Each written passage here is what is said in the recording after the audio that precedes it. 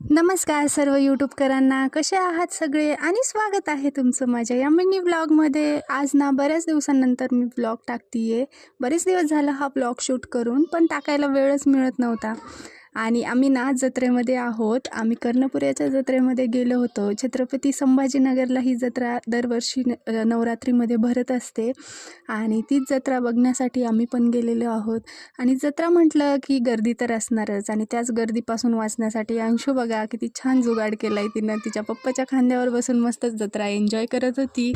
आणि आम्ही चालत होतो पायी पायी. लड्डू त्याच्या छोट्या पप्पांकडे होता आणि गर्दीला बघून तो थोडा घाबरला. मग तो माझ्याकडे वापस आला.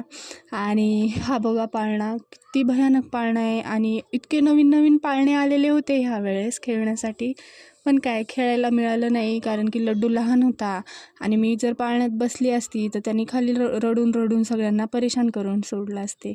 मग काय लहान मुलांना पाळणे वगैरे खेळवले आणि आम्ही पण मस्त एन्जॉय केला जत्रेत. सगळं बघितलं वगैरे, मसाला पापड आणि पान वगैरे खाल्लं होतं.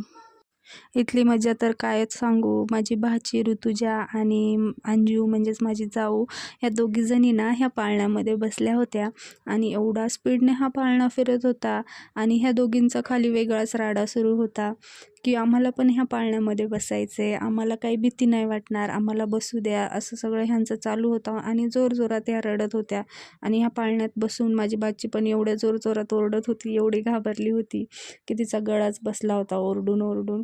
मग काय त्या दोघींना तो पाळणा खेळू दिला आणि त्यानंतर मुलांना इकडे खेळण्यासाठी घेऊन आलं होतं. कमीत कमी अर्धा तास त्या दोघींनी इथे खेळलं असेल आणि त्या बाहेर यायचं नावच घेत नव्हत्या. मग त्यांना कसं बसं समजावून आम्ही बाहेर काढलं.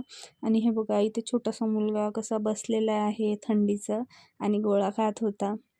हे सगळं जसं खेळण्यासाठी होतं आणि इतक्या छान छान वस्तू पण होत्या जत्रेमध्ये.